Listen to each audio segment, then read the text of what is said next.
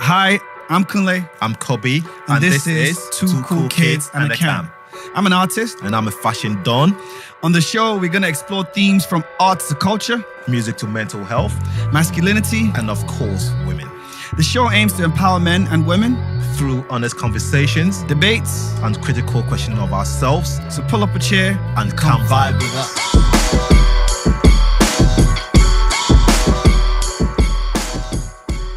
Yo. So what's up, G? What's up, brother? You good? Yeah, I'm good, man. Ready for today?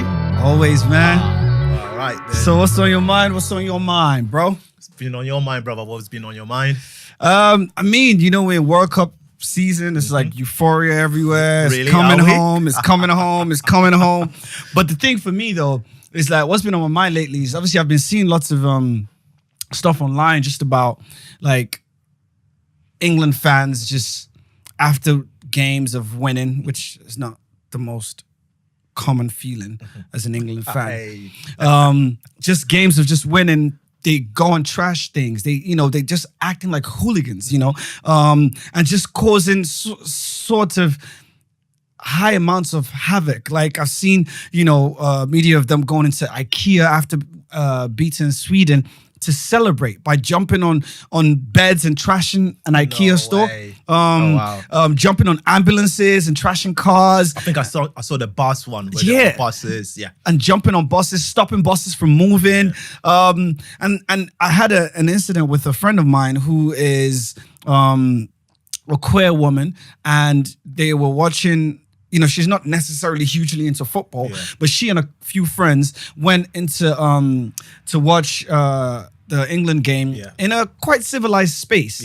And then there were, again, all these men who were just acting in a hooliganish sort of way. They were using words which are incredibly derogatory. And actually, what's interesting is, as I said, she's queer.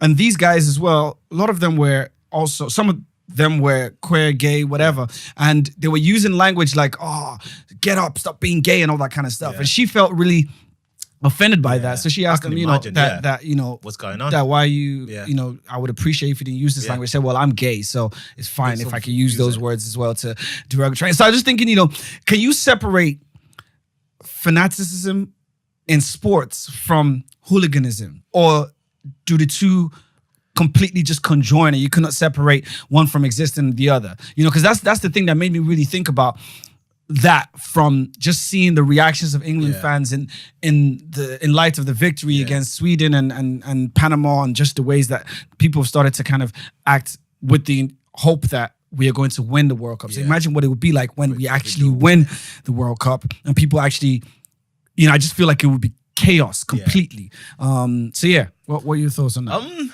It's a good one, and it's a tricky one. But I think you can, because sometimes as well, when we're in the eye of the storm, we do not take that little step back. And by that, what I mean is, think about it. You had, in the grand scheme of things, you could say you had a handful of people that were causing chaos. There were loads of other people that were very happy, very into the England game, but finished it, enjoyed themselves, and went home. So I definitely believe you can separate the two. But also, anything that evokes a lot of emotion and a lot of passion, you are going to get a segment of the population that would take that a little bit too far. And that comes with everything, from music to sports to everything that evokes that intense emotion. You would have a session members of the populace that would almost succumb to that emotion and act a way that maybe on a normal day they probably wouldn't act. But that mob mentality as well, because it feels like there's so much that's been bottled up that when the floodgates open, everyone acts in sometimes almost unfamiliar even to them, right? So I definitely believe you can separate the two. But sometimes it feels like it's very tied together, because it takes that sort of action to evoke that emotion. So when that action gets evoked, it feels like because of that, that's what's happening. But that person could have probably would have been listening to music and would have done the exact same thing.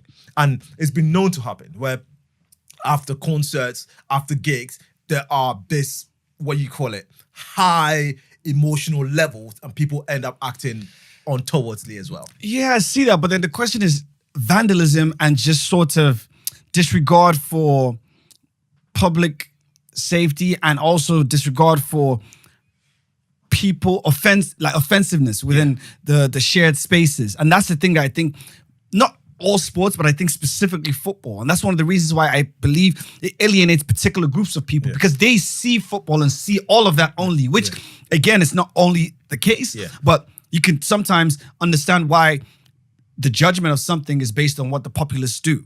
And obviously that's not a fair reflection upon a lot of other fans that just love the sport and act accordingly in the ways that show respect to all the people that co-share the same space.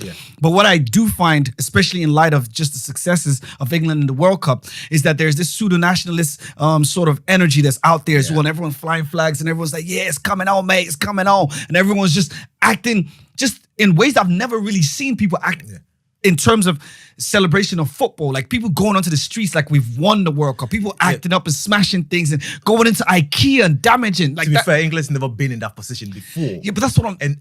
In our time. Yeah. So this is also what you have to understand is also a very alien territory right now that we've literally not been in a very, very long time. So that is also something you got to think about. Don't get me wrong, vandalism is never a good thing. Like, even when it's a form of protest, it's not a good thing. So yeah, from that aspect, that is very, very true. But also, we never know how we would react when we intensely motivated, right? So these people are going out and they're acting out, which is obviously a very, very bad thing. And it brings negativity to the sports that they celebrate in the first place. So yeah, you're definitely right. But also, maybe what I would say is not fair would be sort of tainting the whole populace with that brush. Absolutely. When there's a handful of people that are causing that chaos.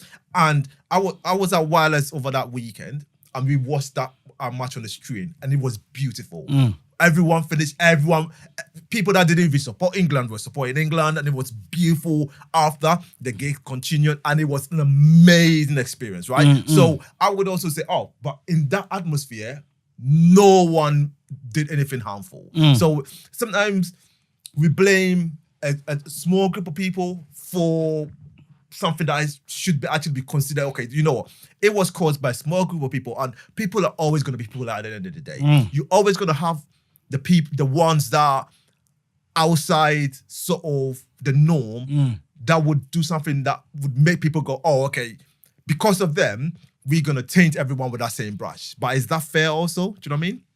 Yeah, absolutely. Absolutely. But then, just the final thoughts on that is just the fact that are we still far from creating an inclusive culture where both men, women, queer, gay people can appreciate football in those spaces? Because it's about the overall energy that creates. So for someone who's not that type of laddie type of guy, and you're just a girl, but you just like to support England, team, does that environment make it harder for a person to enjoy? I presume it will be. Yeah, it will be quite tough, which is quite unfair as well. But once again, it comes down to sometimes it's also being at the wrong place at the wrong time, because that person could have been anywhere else and it would have been an amazing experience. But sometimes life puts us in the place where, unfortunately, something horrible might happen and it reverts back to, okay, the people in that environment caused that scene or made such a thing happen. People in that environment caused that scene, made such a thing happen. But in the long run, is it a good thing? No, it isn't, right? Because at the end of the day, we all should be able to feel comfortable no matter where we are, but in an ideal world, right? But when we're dealing with anything that causes so much intense emotion, we got to consider the X factor. And the X factor is when you throw man or woman in a spot where they have to sort of react differently to what they normally would, you never know what's going to happen. Yeah, absolutely. You never know what's going to happen. And I mean, it's not just men that were doing these things. There's those pictures of women that were jumping on these cars as well. So it's not just men. The ones on the buses was all women that were doing it. So, absolutely. So it's definitely not just a clear gender thing. It's just a particular energy that's amassed by a particular group of people. And you're completely right, because think about it this way. When you put a lot of stimulus in one spot, so you've got football, Alcohol. I was literally about to say that. You got football, you got alcohol, and you got that mob mentality. And you got the weather. And a very, very hot day. It's a perfect storm of anything can happen, right? So when you mix all of that together, you can never predict the outcome because firstly, England's not been in that position for a very long time. So about half of these, I would say 95% of these people celebrating, this is a very new experience to them. So even if you ask them an hour earlier, how do you think your afternoon is going to be? They will not be able to answer that because they've never gone through that emotions before. They've probably done it with their team that they support, but from a nationalist standpoint, they've never experienced it. So sometimes these people will do things that literally they'll wake up the following morning and go, what did I just do, right? But they've done it. So, yeah. So, yeah, the final question. Do you think it's coming home?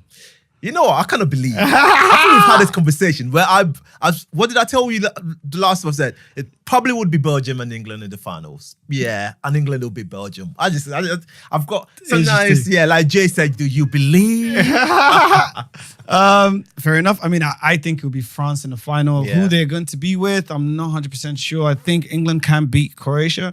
So that potentially will be a France-England final. Yeah. At that point, it's a 50-50. Yeah, it is, yeah. Yeah, I'll leave it at that. Yeah.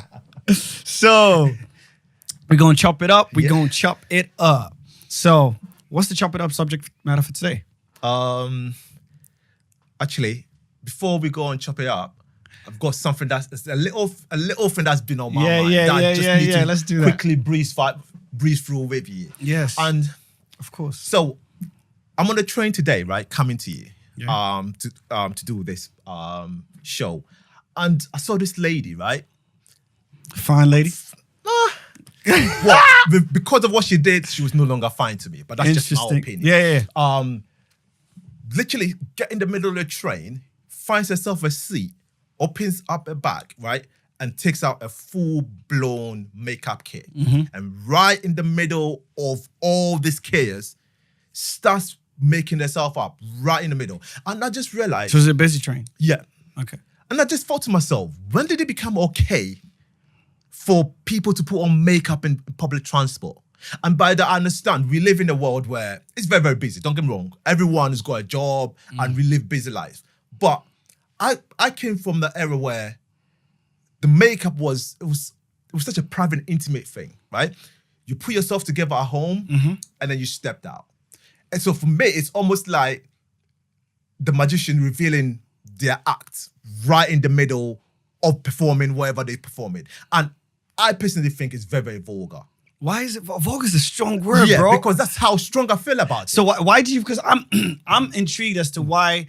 Because in your words, they're revealing their magic trick. Yeah, and why is also- that? Why is that bad? I mean, why? And also because it's a very intimate thing. It will be like me. And also, I think even from a hygienic standpoint, it will be like me standing in the middle of a train shaving. Why not? That's not the same thing. You got particles that comes from your kit. Putting on makeup is not the most hygienic thing because a lot of things that you kind of recycling. Have you put in a lot of makeup? Oh, before? you know this. This skin doesn't come on its own. I thought it was natural, bro, but clearly not. You know, you need to put me on some MAC products, whatever it is that you're using, bro. You gotta know that MAC, you know. No, but for me, no matter how gorgeous a person is, if I saw them do that, they automatically become a zero in my eye. Because for me, if you want that luxury, because this is how I see it. Putting on makeup is a luxury. It's not a need. We live in a world now where it feels That's like debatable, yeah, though. but that is a luxury. Trust me, that is not an essential part of living. That's there's some something women that would argue that it is definitely an essential part of their living. Yeah, and I'll ask them why. Because makeup is something that we have sort of added to our existence. That was not something that was, what you call it, made was essential to our human existence till it got invented. And we thought, like most things that humans do, we adapted it and go, oh, this is good.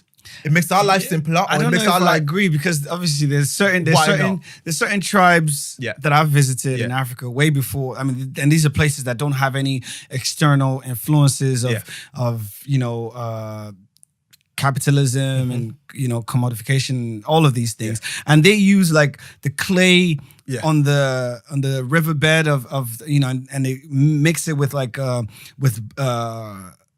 ochre, which is like it's like a kind of red butter, and they mix that together, and it forms this reddish kind of substance that they use to beautify their skin and their hair. So it's not like it would fall under makeup, but it's makeup. It's more for still cultural. the same thing. But it's not for cultural. It's for beautification. Yeah, but it's also. So I would argue that behind it though. What? There's certain significances behind it. Not in this particular case. It's simply for beautification. It's just for vanity. So then for beautification. So is it just a vanity thing? I mean, because then you could argue whether or not it's vanity or not. Beautification might be just for yourself. It doesn't have to be vain.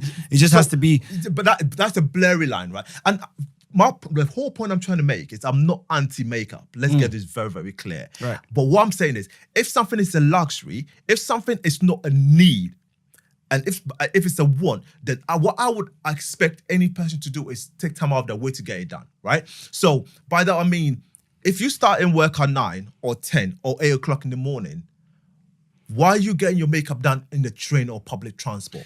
I mean, why are you not taking the but then I just think 2 of them are. But then wait, she didn't have the time. Why does she have to sort of appease you by not doing it on the train? Why does she care? Because if she's trying to live her life and it's free, why does she care if you don't like the fact that she's wearing makeup on the train? That's a very same point. But if we go on that slippery slope, then it means we get to a point where I do not care about what you call anyone around me. So if I'm picking my nose in public, is that good or bad? I mean, that's a socially unacceptable thing. Why is that socially unacceptable? Because as a society, we've just kind of deemed that to be quite exactly. That's my whole point. It doesn't mean. The point I'm trying to make is we live our life through certain etiquette, right? And also the people are around us. We are self-aware. That's why we claim to be on top of the food chain, because we're self-aware and recognize that we don't live alone. We're not isolated. We have people around us. So the certain things we do that we have to consider the people around us as well. So for me, these are simple mannerisms that we as human beings need to go, okay, you know what? Is this the right thing to do at this spot? So once again, I'm not anti-makeup, but from my point of view, if you're going to put on makeup, why not do it in the private of your home? Because for me, it's a very intimate I'm just thing. surprised. I'm interested in why it's vulgar. Because yes, I think I'm sure if she had the chance and she had the time. I'm sure she had the chance because she came from home. Yeah, but the point is, do people have breakfast on the train? Do people have their full-on breakfast on the train? Do they? I see a lot of it. Yeah. And do you think it's okay? I'm not bothered by it. I am very bothered about that. Because I'm just trying to figure out, is that the same thing to you? The fact that someone is having their breakfast on the train. Yeah, it's because the only thing I'll give a pass to breakfast is essential to you. Anything that's what I started by: luxury, need, or want. To eat is an essential part of the human existence. You have to eat to survive. So that I can excuse a little bit, even though I do not condone it, because I was raised where I do not even eat on the street. Yeah, but then because you were raised that way, though, that's the question. Yeah, but does that mean that needs to be imposed on other people and their ideas? But that's why I would give that a pass, because I understand, this is an essential part of what we have to do. You have to survive. You have to nourish yourself. That part I get, but that is not the same thing. Putting on makeup and nourishing yourself isn't the same thing. In my opinion. But then if I play devil's advocate, there's a lot of people that, makeup is that essential to them. Yeah. And to them, that's actually like nourishing themselves because they cannot face the world fully in the places that they are looking to go, whether it be at work or in a place of existence in a social. I've got you, by the way, but finish in a social context where they would not be able to present themselves to those people that matter to them, or people who judge something about them based on how they present themselves. And that's completely fine. So therefore, to them, the people on the train almost don't exist to them. Yeah.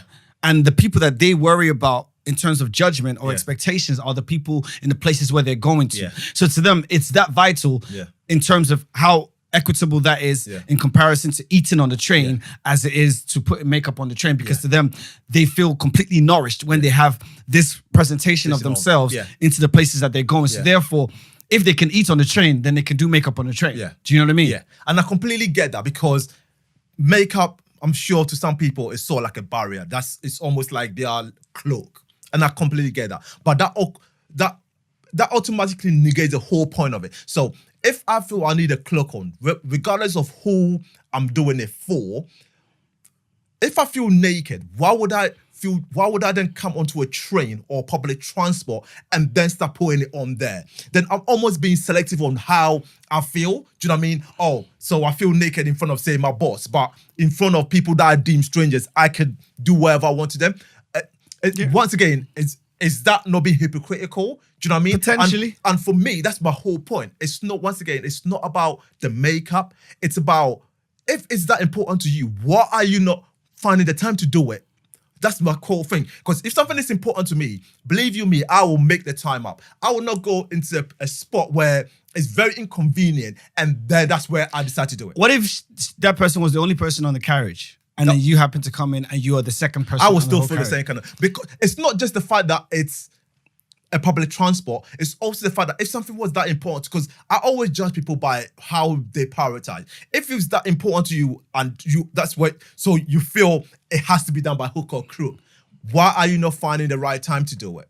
It's what I'm trying to say. Why are you not almost inconveniencing yourself a little bit to get it done? I think we live in the world where we want our cake and we like to eat it as well. So that person, rather than waking up maybe 10 minutes late, would go out the night before, come home late, enjoy their life, and then wake up very, very close to when they have to go to work or wherever meeting they go into. So already ill prepared. And then we go, okay, when I'm at a spot where actually this is not the spot that I really should be doing it, that's when they go, okay, this is going to be my time to get this thing done. So I can actually have my cake and then I'll eat it then as well. So it's also about that pre-planning sometimes. That's what I hear that, but I think it's I've seen that numerous times. And of course there are moments where I just wonder what it is that this woman is actually thinking. Does she care that everyone is, it's almost like I understand what you're saying, because I might start a journey from Finsbury Park. By the time I get to Oxford Circus, this woman has transformed what she looked like from when she was on the train in the beginning to when she came at the end. And just that process of seeing that whole thing, like I always question why I feel uncomfortable by seeing that. I don't have the answer, but I know that something about that whole process, I'm just like, thank you. But I don't feel that that's vulgar. I identify uncomfortable though. I identify that there's a feeling within me that's trying to understand what right. it is.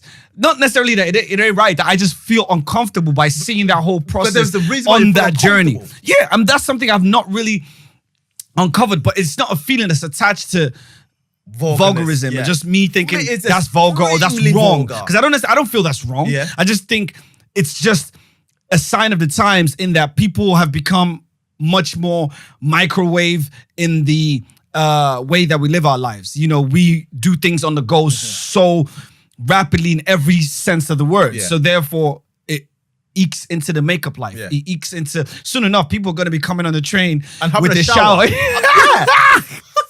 Like literally, where does it stop? So now I can get my shaving. As long as you have a shower curtain, you're good, fine. right? Yeah, that's what I'm saying. Trust me, it will get to a point you don't even need a curtain anymore, because what do I care if? Don't look at me if you feel uncomfortable, right? Yeah, it's a slippery slope, and that's my whole point. It's not the fact that it's putting on makeup, because at the end of the day, you gotta do what you gotta do. Everyone has that thing that makes them feel good, makes them feel empowered, and makes them feel confident to go into the world.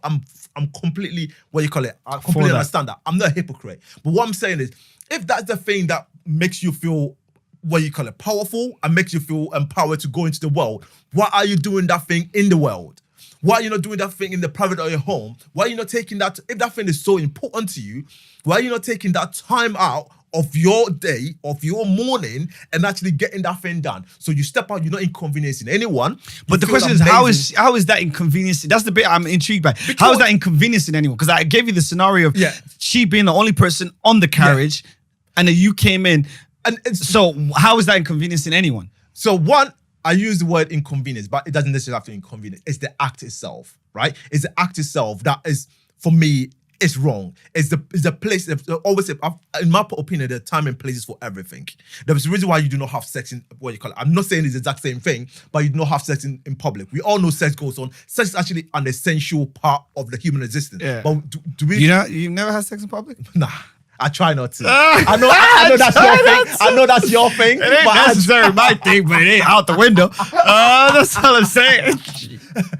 But long story short, even though that's an essential part of the human existence, we still try to keep that private. Yeah, you got people that like might enjoy doing it in public, but essentially we try to keep it where there's not a lot of eyes to be to see what's going on, right? So in my opinion, there's always time and place for things. It's not even about inconvenience. It's not even about the train being empty. It's about the act itself and what the act signifies. As in, why is that person not taking the time out to actually get that done in the private of their home? I understand we live in a busy world, but if it's that essential to you, in my opinion, you would make time for that.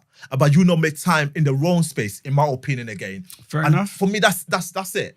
Fair enough. So yeah, that got me thinking this morning. And I realized I've been seeing that quite a lot. And I realized it's been a thing that's almost happened in the last about maybe 5 to 10 years, even Right. if that. And before that, people will not have the thought of actually going into a train or bus or whatever, someone sitting next to them, bumping them on the shoulder and pulling on makeup. They would actually feel very embarrassed. But once again, it's that mob mentality, right? You see one person do it, oh, this is doable. The second person do it, oh. And then now it's becoming a thing. And I'm thinking, is it a right thing? Are we living in a society now where it's like, okay, as long as it benefits me, I do not, that's it, right? Like, whoever does it, I don't care. Or am I actually in the wrong? So listeners, if you've got any opinion about this, I want you to hit us up and actually go, the comments. yeah, just comment and let us know if I'm right or if I'm wrong, or if I've got a point somewhere and if I'm missing a point.